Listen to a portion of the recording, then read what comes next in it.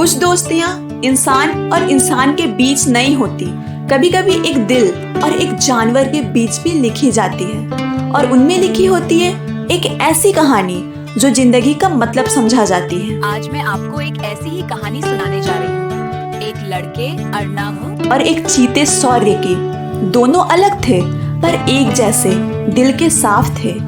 एक इंसान था और दूसरा जंगल का राजा, लेकिन दोनों एक दूसरे के बिना अधूरे थे। Story store presenting. एक रात हाईवे पर अर्नव और उसके पिता घर वापस लौट रहे थे।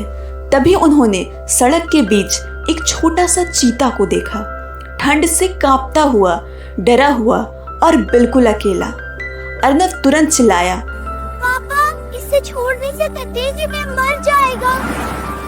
राजेश ने मुस्कुरा कर कहा, ठीक है बेटा, ले जाओ इसे घर, पर याद रखना हर जानवर एक दिन अपने घर लौटना चाहता है। और उस रात वो छोटा चीता बन गया उनके घर का हिस्सा। अर्नव ने उसका नाम रखा शौर्य। दिन गुजरते गए, शौर्य बड़ा होने लगा। अर्नव के साथ खेलता, भागता, हंसाता। और अर्नव जब स्कूल से आता तो सबसे पहले शौर्य के पास जाता। वो दोनों जैसे एक ही सांस के दो हिस्से हो गए थे। शौर्य की रफ्तार तो ऐसी थी कि गांव के लड़कों की बाइक्स भी पीछे रह जाती थी। और जब अर्नव उसके गले लगता तो लगता जैसे मानो पूरी दुनिया रुक सी गई हो। लेकिन हर खुशी के बाद एक सच आता है। और एक दिन राजेश ने अर्नव से कहा, बेटा, शौर्य अब बड़ा हो गया है, उसे हमेशा के लिए पलटू नहीं बना सकते। उसका घर जंगल है और उसे वहीं छोड़ना होगा। अर्नव चुप हो गया, लेकिन दिल ने कहा, कैसे छोड़ दूं अपने दोस्त को। लेकिन अर्नव के पिता सही थे। चीता घर में अब नहीं रह सकता था।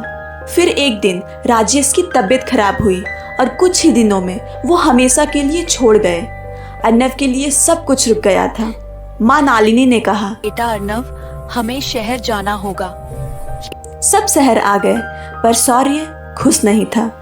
वो उदास रहता, खिड़की के पास बिठा रहता।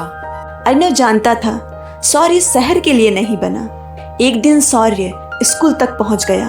बच्चे चिल्लाए, सिक्योरिटी ने भगाया और अर्नव समझ गया था अब वक्त आ गया है उसे उसके घर वापस भेजने का।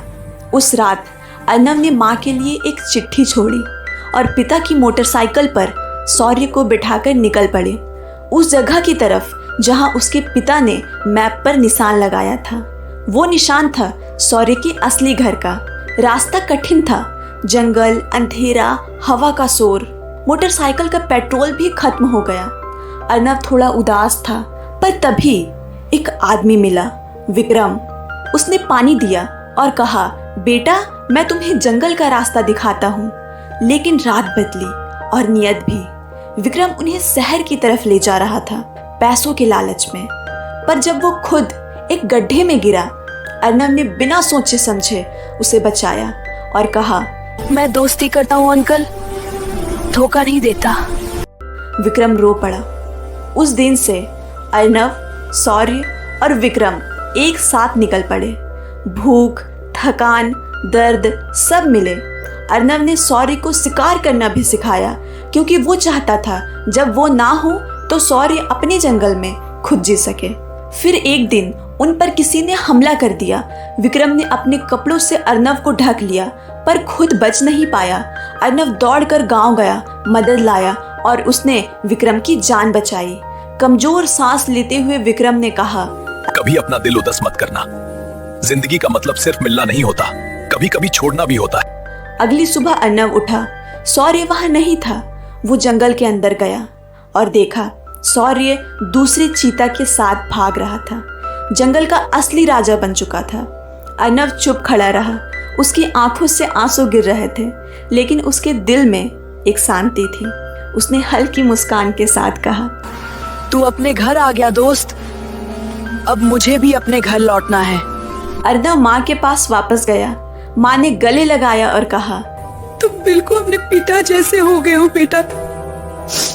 और उस दिन अर्नव समझ गया, जिंदगी सिर्फ अपनी खुशी के लिए नहीं होती, कभी कभी छोड़ देना या दूर हो जाना भी प्यार होता है।